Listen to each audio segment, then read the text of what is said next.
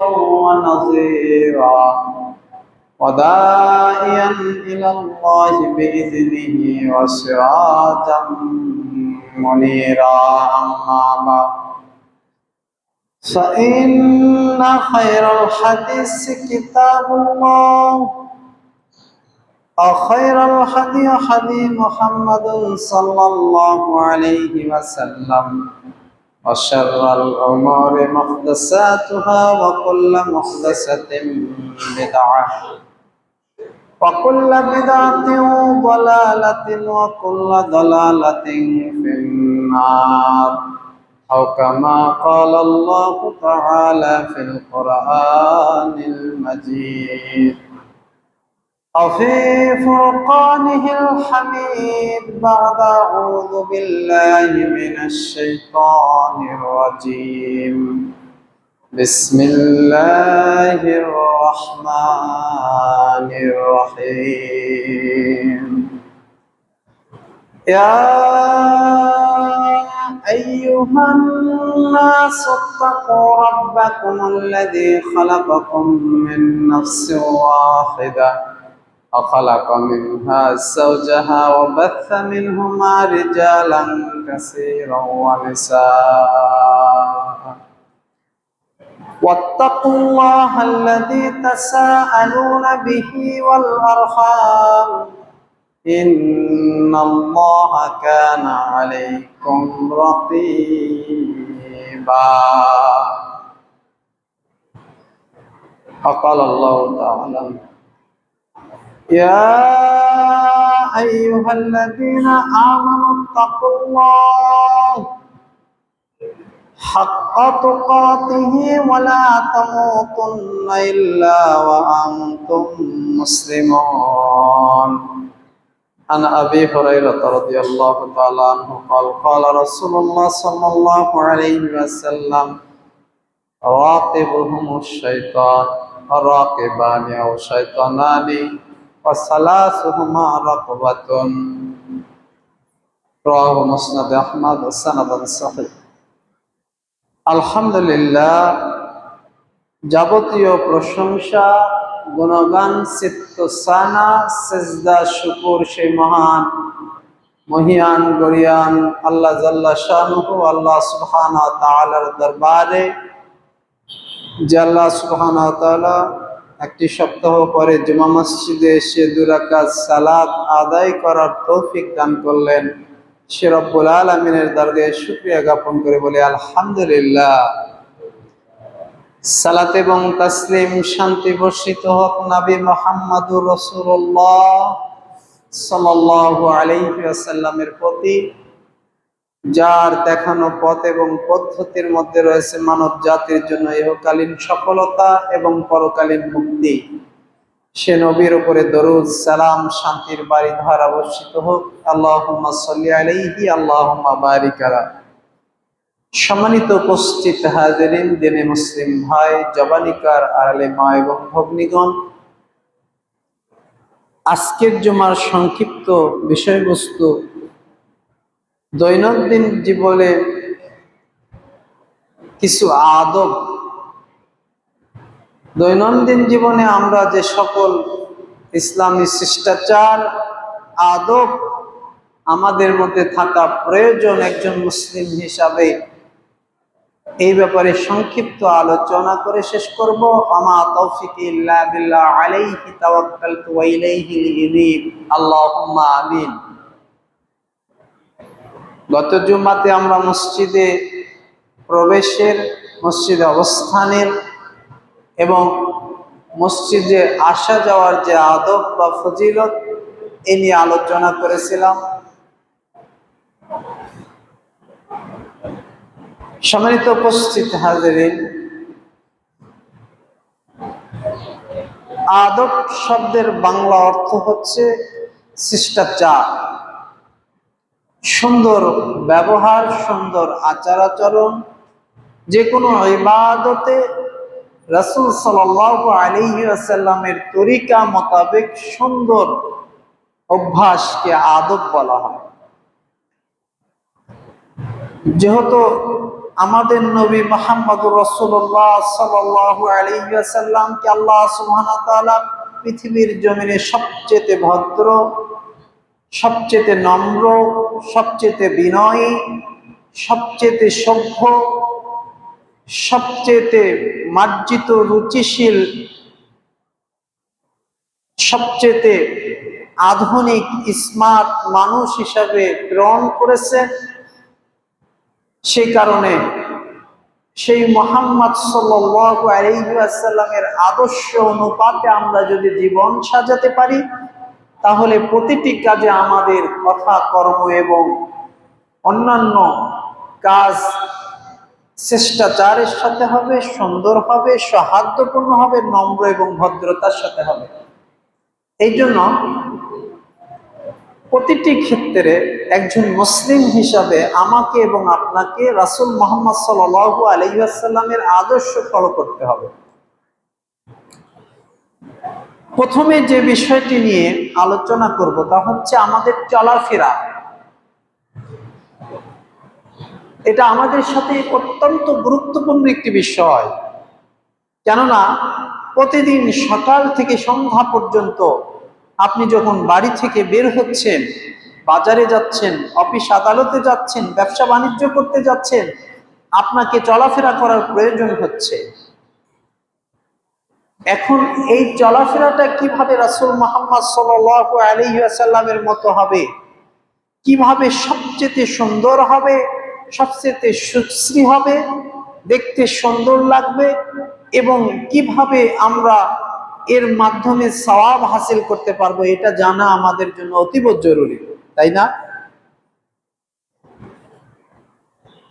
মহান আল্লাহ সুবহানাহু ওয়া তাআলা কোরআনুল কারীমে এই সম্পর্কে বলেন, ইবাদুর রহমান ইয়ামশু, ইবাদুর রহমান যারা রহমানের বান্দা, রহমানিল্লাযী ইয়ামশুনা ফিল আরদ মারহা, তারা যখন জমিনে পদচারণা করে, হেঁটে চলাফেরা করে, তখন বিনয়ের সাথে সুন্দরভাবে নিরহংকার হয়ে, অহংকার মুক্ত হয়ে চলাফেরা করে। তাহলে আল্লাহ সুবহানাহু ওয়া তাআলা তার বিনয়ী বান্দা যারা, নম্র বান্দা যারা, ভদ্র বান্দা যারা, তাদের সম্পর্কে একটি সংজ্ঞা পেশ করলেন যে আমার বিনয়ী বান্দারা, নম্র ভদ্র বান্দারা, তারা যখন মুমিন বান্দারা জমিনে চলাফেরা করে, তাদের চলাফেরাটা অহংকার মুক্ত হয়, তাদের চলাফেরাটা সুন্দর হয়, সুশ্রী হয়। আর কি বলে, ওয়াইদা খাতাবাহুম জাহিলুনা ক্বালু সালামা, এই চলাফেরা করতে যে, বাজারে যে, অফিস আদালতে যে, ব্যবসা বাণিজ্যের জায়গায় যে, যখন কোনো অজ্ঞ লোক, কোনো জাহিল লোক, কোনো মূর্খ লোক তার সাথে দ্বন্দ্বে জড়িয়ে পড়ে, ঝগড়ায় জড়িয়ে পড়ে, তখন সে বলে ক্বালু, সে বলে আসসালামু আলাইকুম ওয়া রাহমাতুল্লাহ, আমি আপনার সাথে ঝগড়া চাচ্ছি না, আমি আপনার সাথে দ্বন্দ্ব চাচ্ছি না, সরি, দুঃখিত, এই বলে সে চলে যায়। তাহলে দেখেন আল্লাহ সুবহানাহু ওয়া তাআলা এই আয়াতে দুইটি বিষয় শিক্ষা দিলেন। একটি হচ্ছে আপনি যখন জমিনে চলাফেরা করবেন, তখন আপনার চলাফেরাটা অহংকার মুক্ত হবে, দাম্ভিকতার সাথে, অহংকারের সাথে পদচারণা করা যাবে না। লোকমান হাকিম আলাইহিস সালাম তার ছেলেকে উপদেশ দিতে, ইয়া বুনাইয়া, হে আমার কলিজার টুকরা সন্তান, তুমি যখন জমিনে পদচারণা করবে, তখন যেন তোমার আত্ম অহংকার বেড়ে না যায়, দাম্ভিকতার সাথে তুমি যেন পদচারণা না করো। নিশ্চয় তোমার দাম্ভিকতা দিয়ে, অহংকার দিয়ে জমিনকে তুমি দাবাইয়ে দিতে পারবে না। কেউ পারবে? তার অর্থের অহংকার, সৌন্দর্যের অহংকার, পোশাকের অহংকার, আভিজাত্যের অহংকার, সম্মানের অহংকার, পদমর্যাদার অহংকার, এই সকল অহংকারকে একত্রিত করে কেউ যদি জমিনে সজোরে পদক্ষেপ করে, তাহলে কি জমিনকে একটু দাবায় দিতে পারবে? সম্ভব নয়। এই জন্য লোকমান হাকিম তার ছেলেকে উপদেশ দিচ্ছিল, খবরদার তুমি জমিনে অহংকারের সাথে চলাফেরা করবে না। নিশ্চয় ইন্নাল্লাহা লা ইউহিব্বু কুল্লু মুখতালান ফাকুরা, আল্লাহ কোনো অহংকার দাম্ভিক ব্যক্তিকে পছন্দ করেন না। আজকে যারা একটু বিভিন্ন অফিস আদালতে উচ্চ পদস্থ কর্মকর্তা কর্মচারী বৃন্দ রয়েছে, সমাজের যারা নেতা হয়েছে, চেয়ারম্যান, মেম্বার, এমপি, মন্ত্রী হয়েছে, তারা যখন বাহিরে পদক্ষেপ করে, চলাফেরা করে, দেখবেন তাদের কথা এবং কর্মে এবং হাঁটা চলার মধ্যে অহংকার পরিলক্ষিত হয়। শুধু তাই নয়, সমাজে যারা শিক্ষিত মানুষ, হয়তো আপনি এমন সমাজে বসবাস করেন সেখানে বেশিরভাগ মানুষ লেখাপড়া জানে না, অথবা খেটে খাওয়া মানুষ, কৃষক মজুর শ্রেণীর মানুষ, আপনি সেখানে একজন শিক্ষিত মানুষ, মাস্টার ডিগ্রি অর্জন করেছেন, বড় অফিসে চাকরি করতেছেন। এখন আপনি যখন তাদের মাঝে চলাফেরা করেন, তখন আপনার হাঁটা চলাতে অহংকারের ছাপ ফুটে ওঠে। সম্মানিত উপস্থিতি হাজিরিন, এই জন্য নিরহংকার হয়ে চলাফেরা করতে হবে। এটা এই জন্য যে আল্লাহ সুবহানাহু ওয়া তাআলা যে ব্যক্তির মধ্যে সরিষার দানা পরিমাণ অহংকার থাকবে তাকে জান্নাতে প্রবেশ করাবেন। কোন অহংকারী ব্যক্তি জান্নাতে প্রবেশ করতে পারবে না। এটা এই জন্য যে অহংকারের জন্য জান্নাত নয়, অহংকারের জন্য হচ্ছে জাহান্নাম। সম্মানিত উপস্থিতি হাজিরিন, তাহলে আমরা যখন বাড়ি থেকে বের হব, বিসমিল্লাহি তাওয়াক্কালতু আলাল্লাহি লা হাওলা ওয়ালা কুওয়াতা ইল্লা বিল্লাহ, সেই আল্লাহর নামে বের হলাম এবং সেই আল্লাহর উপরে ভরসা করলাম, যাবতীয় ভরসা আমি সেই আল্লাহর উপরে সঁপে দিলাম, এই বলে বাড়ি থেকে যখন বের হবেন, তখন রাসূল সাল্লাল্লাহু আলাইহি ওয়াসাল্লামের কিছু সুন্নাহ রয়েছে। একটা সুন্নাহ আল্লাহ সুবহানাহু ওয়া তাআলা শিক্ষা দিলেন যে রাস্তাঘাটে বের হলে যারা অজ্ঞ লোক রয়েছে, মূর্খ লোক রয়েছে, তারা আপনার সাথে তর্কে জড়িয়ে যেতে পারে। শহরের মধ্যে যখন যান, মোটরসাইকেল চালাচ্ছেন আপনি বা গাড়ি চালাচ্ছেন, বিভিন্ন লোকেরা এসে আপনার সাথে দেখবেন অযথা তর্ক বাজিয়ে দিয়েছে। আর আমরাও কি করি, কথা বলতে পারলে মনে হয় দুইটা কথা শুনিয়ে দিতে পারলেই নিজেকে অনেক বড় মনে করি, তাই না? যে ওই বলবে, আমি বলবো না। ও রিস্কাওয়ালা যদি আমাকে দুটা কথা শোনাতে পারে, তাহলে আমি কি এই কার গাড়িতে বসে থেকে দুটা কথা শোনাতে পারি না তাকেও দুইটা কথা শুনিয়ে দিই। অথচ মহান আল্লাহ সুবহানাহু ওয়া তাআলা বলতেছে, তোমাকে যদি কোনো অজ্ঞ লোক বাকবিতণ্ডে লিপ্ত হয় তোমার সাথে, তখন বলো ক্বালু জাহিলুনা ক্বাদ ক্বালু সালামা, বলো আসসালামু আলাইকুম। কোনো তর্ক নয়, কোনো ঝগড়া নয়। আল্লাহর নবী মুহাম্মদ সাল্লাল্লাহু আলাইহি ওয়াসাল্লাম বলেন, দুনিয়াতে কোনো ব্যক্তি যদি হক তর্ক ছেড়ে দেয়, তাহলে আমার সাথে এভাবে পাশাপাশি জান্নাতে থাকবে।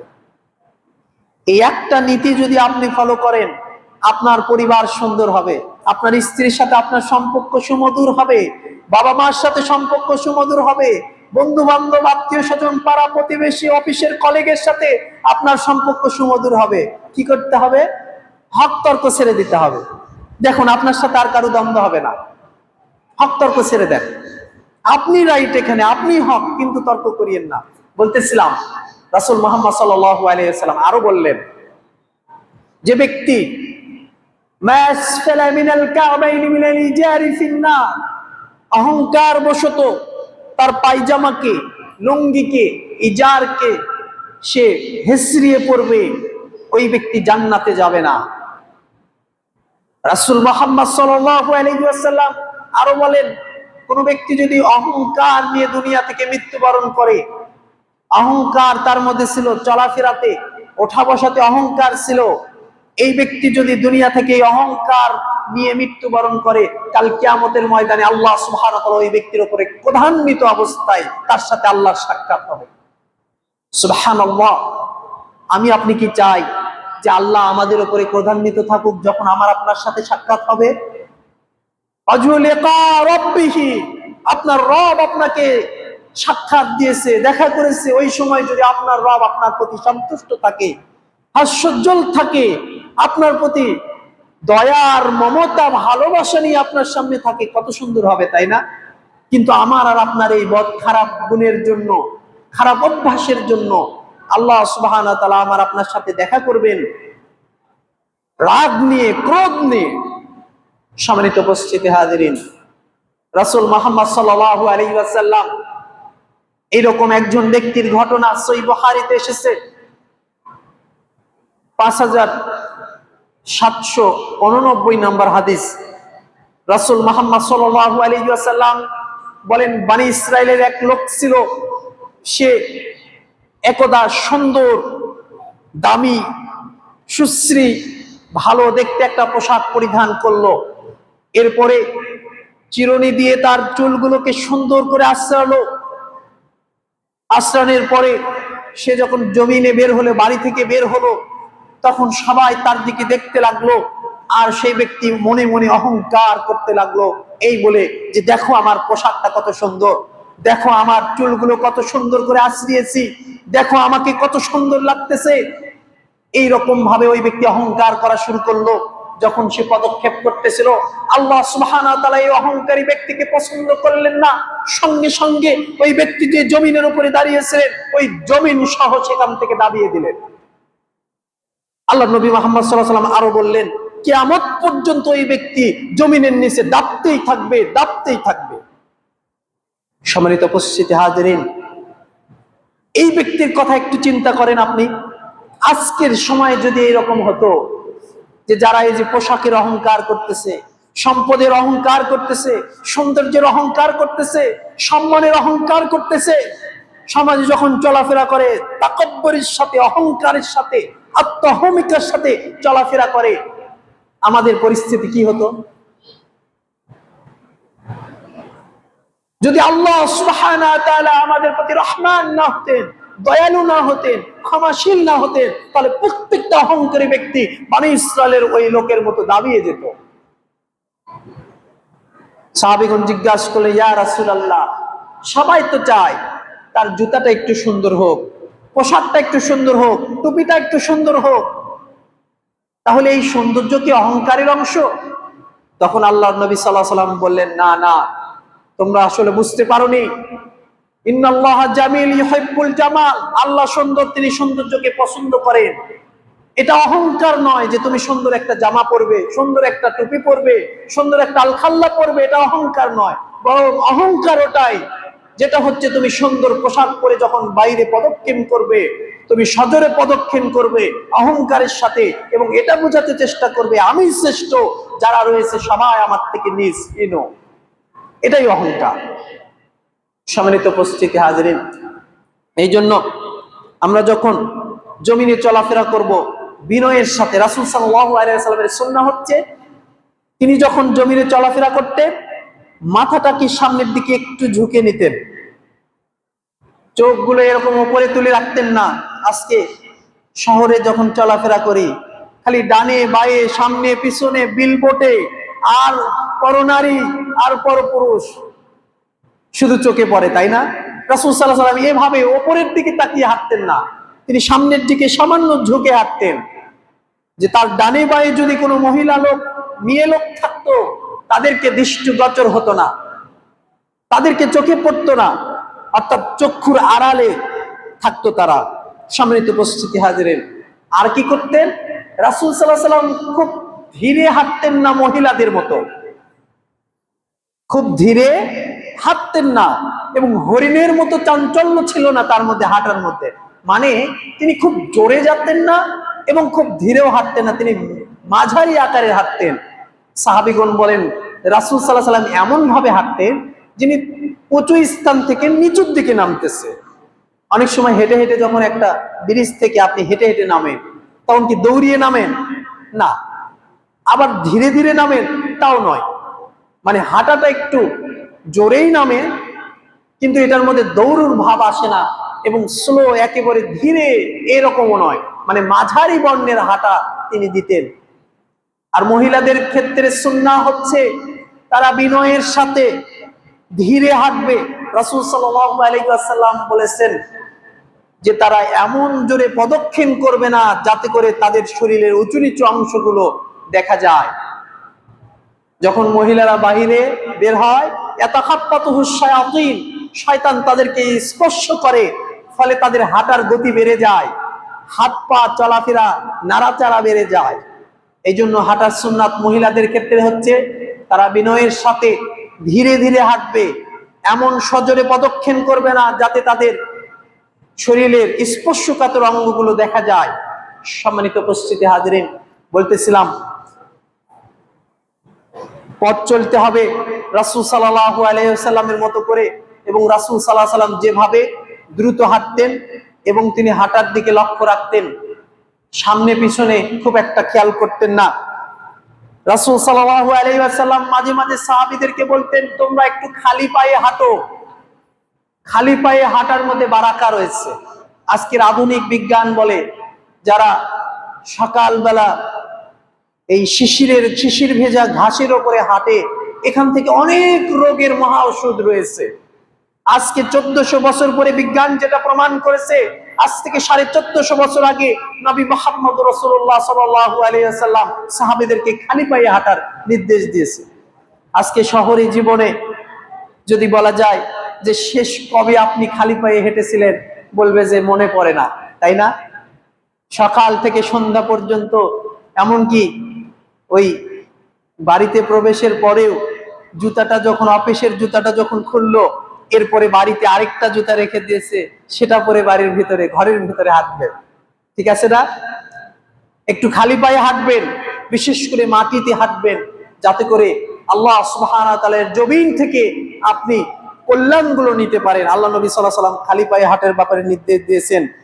রাসূল সাল্লাল্লাহু আলাইহি ওয়াসাল্লাম গাড়িতে চড়ার সময় দোয়া পড়তে বলেছেন, বিসমিল্লাহি সুবহানাল্লাযী সাখখারা লানা হাযা ওয়া মা কুন্না লাহু মুকরিনিন ওয়া ইন্না ইলা রাব্বিনা লামুনকালিবুন।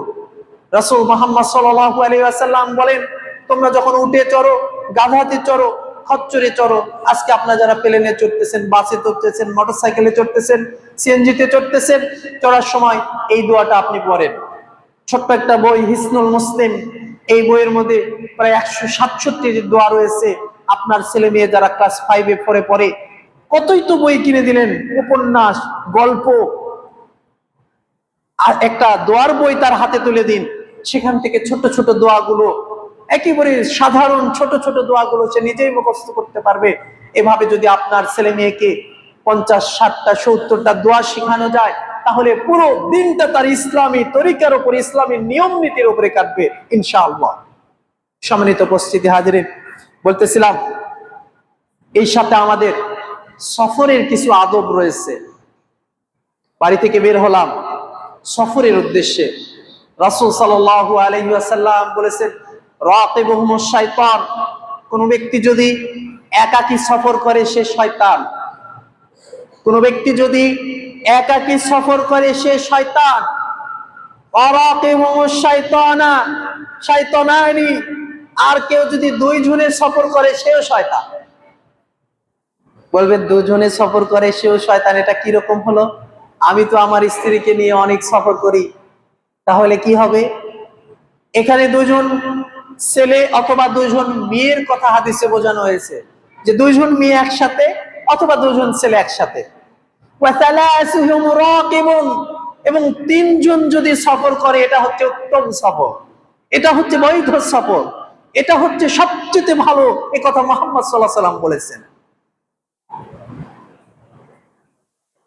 সিলসিলা সহিহের মধ্যে হাদিসটি এসেছে এবং আবু দাউদের হাদিসটি এসেছে 2607 নম্বর হাদিস। সম্মানিত উপস্থিতি হাজিরিন, তাহলে এই হাদিস থেকে অনেকগুলো শিক্ষা রয়েছে। বাহ্যিকভাবে আমাদের কাছে মনে হতে পারে যে 2 জন সফরে যাবে, এতে আর কি এমন ক্ষতি? সম্মানিত উপস্থিতি হাজিরিন, ক্ষতি রয়েছে। ক্ষতি আছে দেখেই মুহাম্মদ সাল্লাল্লাহু আলাইহি ওয়াসাল্লাম বলেছেন যে 2 জন সফরে গেলে তোমাদের 2 জনই শয়তান।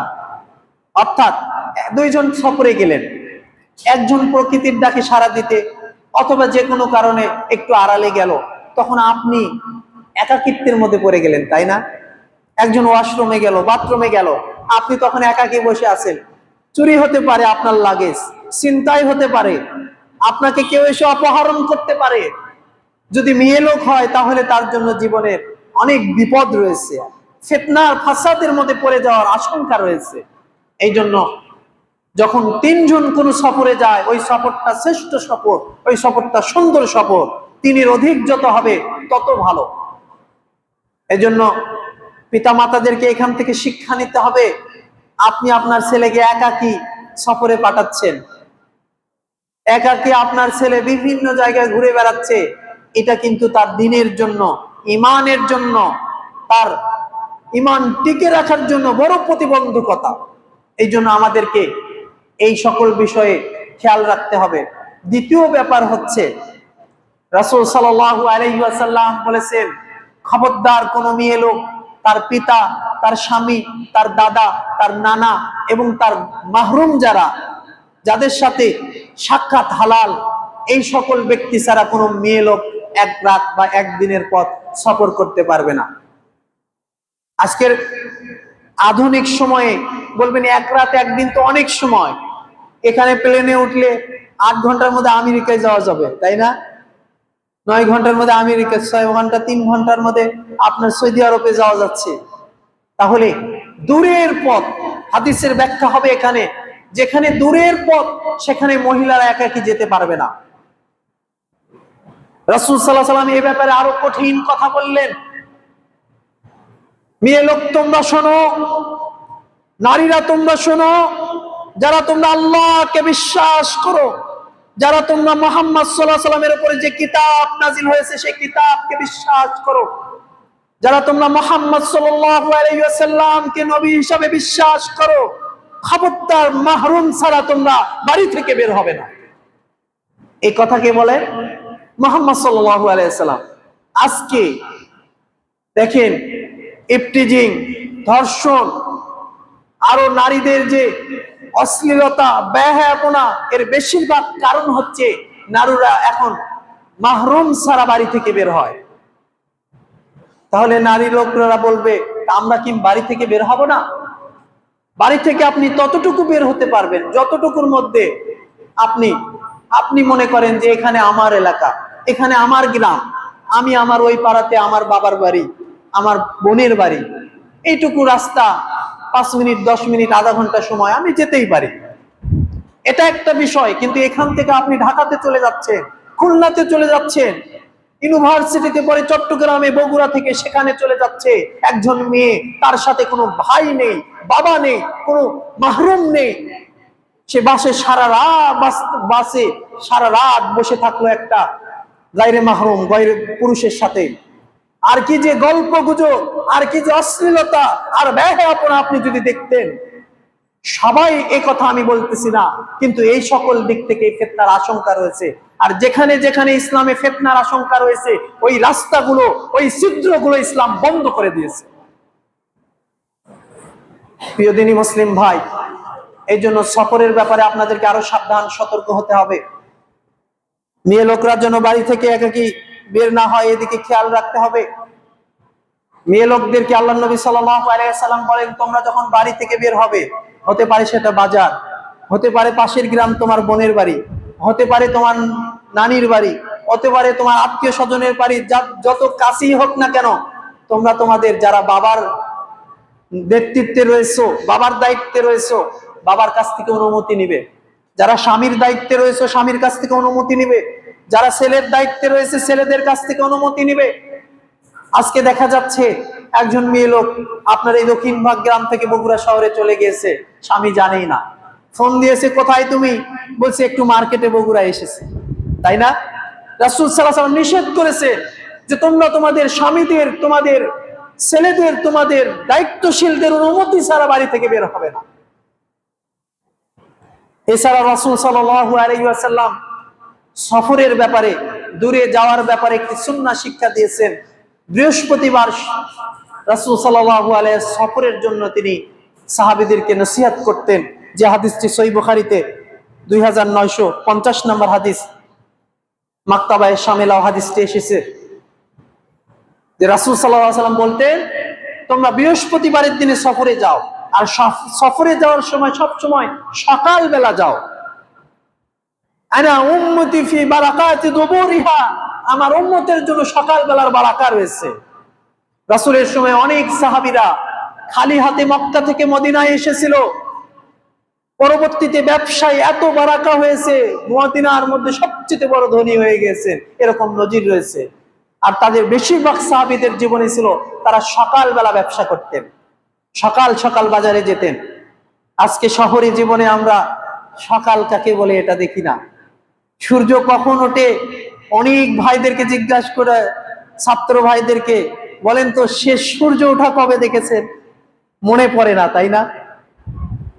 অথচ এই উম্মতের জন্য সকালবেলা বারাকা রয়েছে। আপনি যে কোনো কাজ করেন, বই পড়েন, কোরআন পড়েন, হাদিস পড়েন, আপনি সমাজ বিজ্ঞান ছাত্র ভাইরা যাই পড়েন, সকালে পড়েন, সারা রাত ঘুমানোর পরে আপনার ব্রেনটা স্বস্তি পায়, একটু রিলিফ হয়, ব্রেনটা আপনার একটু প্রশান্তি পায়। এই প্রশান্ত ব্রেন নিয়ে, স্থির ব্রেন নিয়ে আপনি যে কোনো কাজ করবেন, ওই কাজটা সুন্দর করে দেবেন কে? আল্লাহ সুবহানাহু ওয়া তাআলা। সম্মানিত উপস্থিতি হাজিরিন, বলতেছিলাম এই জন্য রাসূল সাল্লাল্লাহু আলাইহি ওয়াসাল্লাম শিক্ষা দিয়েছেন যে তোমরা সফরে যাওয়ার সময় সকাল সকালে বের হবে। সকালবেলা দেখবেন সকালে ফজরের সালাত পড়ে 7টা-8টার মধ্যে যদি আপনি সফরে বের হয়ে যান, দেখবেন সারা দিনটা আপনি অনেক দূরে ঘুরিয়েছেন, অনেক রাস্তা পাড়ি দিয়েছেন, তাও দেখবেন যে এখনো বিকাল হয়নি। আর যারা 12টা-1টায় বের হয়, দেখবেন একটু যেতেই বিকাল হয়ে যাচ্ছে, বাসের মধ্যেই বসে আছেন, বিকাল হয়ে যাচ্ছে, তাই না? এই জন্য অভ্যাস করবেন, যাদের দূরের পথ পাড়ি দিতে হয় সকাল সকালে বের হওয়া। আল্লাহ সুবহানাহু ওয়া তাআলা বারাকা দেন সকালে বের হওয়ার মধ্যে। বলতেছিলাম বাড়ি থেকে বের হওয়ার সময় নামাজ সালাত আদায় করা, এটাও হাদিসে এসেছে। রাসূল সাল্লাল্লাহু আলাইহি ওয়াসাল্লাম বলেন, তোমরা যখন বাড়ি থেকে বের হবে 2 রাকাত সালাত আল্লাহর সন্তুষ্টির জন্য বাড়িতে পড়ে বাড়ি থেকে বের হবে। যে হাদিসটি এসেছে মাকতাবায়ে শামেলা 1323 নম্বর হাদিস। আপনি যখন বাড়ি থেকে সফরের উদ্দেশ্যে বের হচ্ছেন, তখন 2 রাকাত সালাত আপনি পড়ে আল্লাহর কাছে দোয়া করে, প্রার্থনা করে, কল্যাণের প্রার্থনা করে বাড়ি থেকে বের হলেন, এটা সুন্নাহর মধ্যে রয়েছে। আর আমাদের প্রতিদিন চলাফেরা করার জন্য যে বিষয়টি রয়েছে সেটা হচ্ছে রাসূল সাল্লাল্লাহু আলাইহি সাল্লাম বলেছেন, তোমরা যখন হাসি দাও তখন আলহামদুলিল্লাহ বলবে। আর হাসি দেওয়ার শব্দ যারা শুনবে, আলহামদুলিল্লাহ যারা শুনবে, তারা ইয়ারহামুকাল্লাহ বলবে, তারা ইয়ারহামুকাল্লাহ বলবে। আর যারা হাই তুলবে, এই ব্যাপারে তোমরা সাবধান, সতর্ক থাকবে। কেননা হাই তোলা হচ্ছে শয়তানের কাজ। হাই তুললে শয়তান খুশি হয়, আর হাসি দিলে আল্লাহ খুশি হয়। এজন্য হাসি দিয়ে বলতে হয় আলহামদুলিল্লাহ। এখন অনেকে বলবেন যে হাই যে উঠে যায়, কি করব? এই যে মসজিদে এসে বসেছি আর ফ্যানের বাতাসে ঘুম ধরে যাচ্ছে, হাই উঠে যাচ্ছে, করব কি? রাসূল সাল্লাল্লাহু আলাইহি ওয়াসাল্লাম বলেছে, হাইকে যথাসাধ্য চাপিয়ে রাখতে হবে, দমিয়ে রাখতে হবে। একান্ত যদি উঠে যায়, মুখ চেপে ধরতে হবে। কি করতে হবে? মুখ চেপে ধরতে হবে। এই কারণে শয়তান যাতে এটা দেখতে না পারে, আর সে আনন্দ না পায়। আপনি যখন হাই তোলেন, শয়তান এটা দেখে, শয়তান তখন মনে মনে ভাবে, এই যে একে আমি অলস করে দিয়েছি, গাফেল করে দিয়েছি, মসজিদে ঢুকেছে তাও আমার অনুসরণ এখন করতেছে, সে হাই তুলতেছে, মানে এর মধ্যে অলসতা চলে এসেছে। অন্য হাদিসের মধ্যে এসেছে, যখন কোনো ব্যক্তি হাই তোলার জন্য মুখ বড় করে হা করে, শয়তান তার মুখের মধ্যে দিয়ে শরীরের মধ্যে প্রবেশ করে। এই জন্য হাই যখন উঠাবেন, বাচ্চাদেরকে শিক্ষা দিবেন, যদি তারা হাই উঠে সাথে সাথে মুখে হাত দিবে এবং যথাসম্ভব হাইকে চাপিয়ে রাখবেন। আর যেই কাজ আল্লাহ পছন্দ করেন না, আমি সেই কাজ করব কেন? এই জন্য হাইকে যথাসাধ্য চাপিয়ে রাখবেন। আর হাসি দিলে আলহামদুলিল্লাহ বলবেন। আর উত্তর যারা হাসি দেওয়ার শব্দ শুনবে, আলহামদুলিল্লাহ বলা শুনবে, তারা বলবে ইয়ারহামুকাল্লাহ। এগুলো হচ্ছে ইসলামী শিষ্টাচার, এগুলো হচ্ছে ইসলামী আদব। এই আদবগুলো আমাদের মধ্যে থাকতে হবে। রাসূল মুহাম্মদ সাল্লাল্লাহু আলাইহি ওয়াসাল্লাম বলেন, পশু পাখির ব্যাপারে তোমরা যত্নবান হও। কেননা বিড়ালকে খাবার না দিয়ে রাসূল সাল্লাল্লাহু আলাইহি ওয়াসাল্লামের সময় এক মহিলা জাহান্নামে চলে গিয়েছেন। একজন মহিলা ছিল, ঘটনা আপনারা জানেন, সংক্ষিপ্ত করে বলতেছি। খুব নামাজি, পরহেজগার, তাহাজ্জুদ গুজারি। যখন সে মারা গেল, সাহাবীগণ বললে, ফুলানুন জান্নাতুন, ফুলানুন জান্নাতুন, অমুক ব্যক্তি জান্নাতি হয়ে গেছে, অমুক ব্যক্তি জান্নাতি হয়ে গেছে। রাসূল সাল্লাল্লাহু আলাইহি ওয়াসাল্লাম বলেন, হাসবুক, থামো, কেন তোমরা তাকে জান্নাতি বলতেছো? বলছিস ইয়া রাসূলুল্লাহ, আপনি কি বলেননি যে ব্যক্তি রাতে ঘুম বাদ দিয়ে সালাত আদায় করবে, তাহাজ্জুদ করবে, সে জান্নাতে যাবে? আপনি কি বলেননি 5 ওয়াক্ত সালাত যে আদায় করবে সে জান্নাতে যাবে? আপনি কি বলেননি কষ্টের সময় যে ওযু করবে সে জান্নাতে যাবে? তো অমুক ব্যক্তি তো কষ্টের সময় ওযু করতো, 5 ওয়াক্ত সালাত আদায় করতো, রাতে তাহাজ্জুদ করতো, তা আমরা কি তাকে জান্নাতে বলবো না? তো রাসূল সাল্লাল্লাহু আলাইহি ওয়াসাল্লাম বললেন, আমাকে জিবরাইল জানালো ওই মহিলা লোকটি, তার একটা পোষা বিড়াল ছিল, বা তার বাড়িতে একটা বিড়াল ছিল, সে অনেক সময় খাবার নষ্ট করে। দেখবেন বাড়িতে যাদের বিড়াল রয়েছে, আপনার রান্না করা সুন্দর খাবারগুলো অনেক সময় নষ্ট করে ফেলে, তাই না? কষ্ট হয় তখন। তো ওই মহিলা এরকম খাবার নষ্ট করার কারণে রান্নাঘরের মধ্যে বা তার একটা ঘরের মধ্যে 1-2 দিন এরকম তাকে আবদ্ধ করে রেখে দিয়েছিল, খাবার দেয়নি, পানিও দেয়নি। এক সময় বিড়ালটা খাবার নিয়ে পেয়ে, পানি না পেয়ে, খাদ্য না পেয়ে ছটফট করতে করতে মারা যায়। আসমান থেকে ঘোষণা হয়ে যায়, এই ব্যক্তি, এই মহিলা জাহান্নামে যাবে। এই জন্য রাসূল সাল্লাল্লাহু আলাইহি ওয়াসাল্লাম একদা একটা উটের পাশ দিয়ে যাচ্ছিলেন। রাসূল সাল্লাল্লাহু আলাইহি ওয়াসাল্লাম রাহমাতাল লিল আলামিনকে দেখে উটটি ঝরঝর করে তার চোখ দিয়ে পানি পড়তে থাকলো এবং জোরে জোরে ডাকতে থাকলো। রাসূল সাল্লাল্লাহু আলাইহি ওয়াসাল্লাম তার কাছে গেলেন, মাথায় হাত বুলিয়ে দিলেন। উটের মালিককে ডাকা হলো। ডেকে রাসূল সাল্লাল্লাহু আলাইহি ওয়াসাল্লাম জিজ্ঞাসা করলেন, কি ব্যাপার, তোমার উটটা আমার কাছে কেন অভিযোগ করতেছে, তুমি খাবার দাও না? খবরদার, তুমি যদি উট পালতে পারো তাহলে পালো, অন্যথায় এই উটকে কষ্ট দেওয়ার কোনো রাইট তোমার নেই। সম্মানিত উপস্থিতি হাজিরিন, এই জন্য আপনার বাড়িতে যে গৃহপালিত প্রাণীগুলো রয়েছে, গরু, ছাগল, দুম্বা, উট, ভেড়া, যাই আছে, হাঁস, মুরগি, তাদেরকে খাবার দিতে হবে। খাবার না থাকলে পালার প্রয়োজন নেই। কষ্ট দিয়ে আপনি গরু ছাগল পালবেন, এটা ইসলাম আপনাকে শিক্ষা দেয়নি। ইসলাম সুন্দর ধর্ম, সুশ্রী ধর্ম, সভ্য ধর্ম এবং প্রাণীদের প্রতি দয়াদ্র ধর্ম। এই জন্য প্রতিটা প্রাণীর প্রতি আপনি দয়াশীল হতে হবে। তাই কুকুরকে পানি পান দিয়ে পতিতালয়ের নারী জাহান্নাম থেকে মুক্ত হয়ে জান্নাতে চলে গিয়েছে। হাদিস জানেন না আপনারা?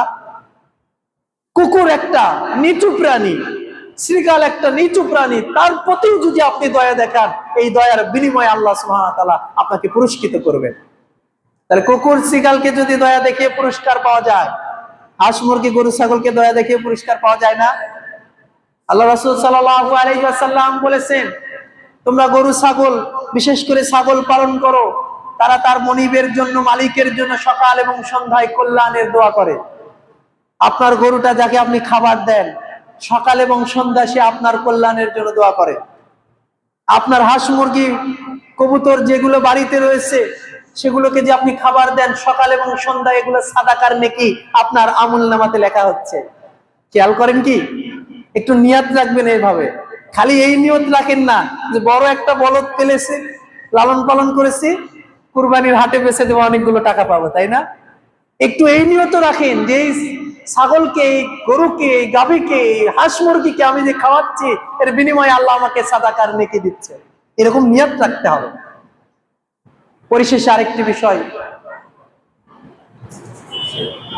আরেকটি বিষয়, তা হচ্ছে আজকে আধুনিক সমাজ ব্যবস্থায় অনেক দিনই ভাই, মুসলিম ভাই বোনেরা দেখবেন তারা বিভিন্ন পাখি লালন পালন করতেছে, তাই না?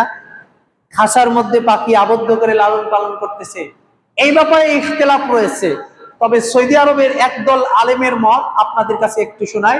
তা হচ্ছে যে কেউ যদি শখ করে, ভালোবেসে কোনো প্রাণীকে লালন পালন করে খাঁচাতে আবদ্ধ রেখে, হতে পারে খরগোশ অথবা আপনার কোনো পাখি অথবা এই ধরনের কোনো প্রাণী লালন পালন করে, তাহলে তার জন্য তা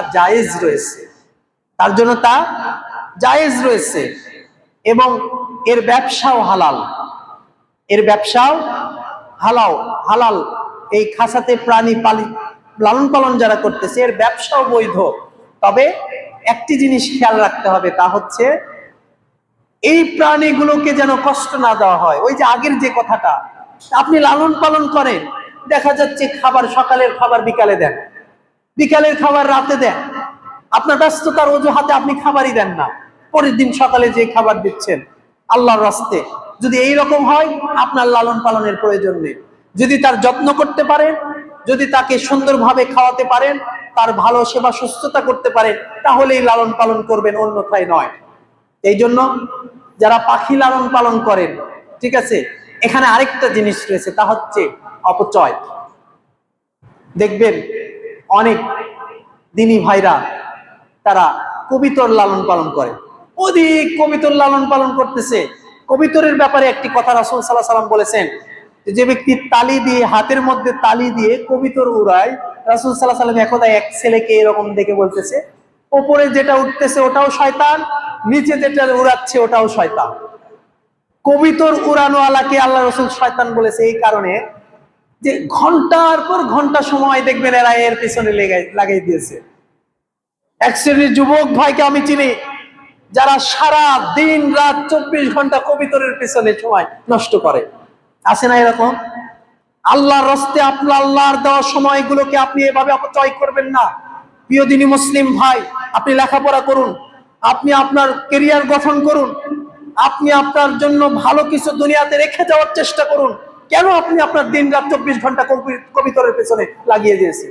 শখের বসে 2-3-4টা কবিতর, 2-3-4 জোড়া কবিতর আপনি বাড়িতে রাখতেই পারেন, যেগুলো মেনটেন করা খুব একটা কঠিন বিষয় নয়।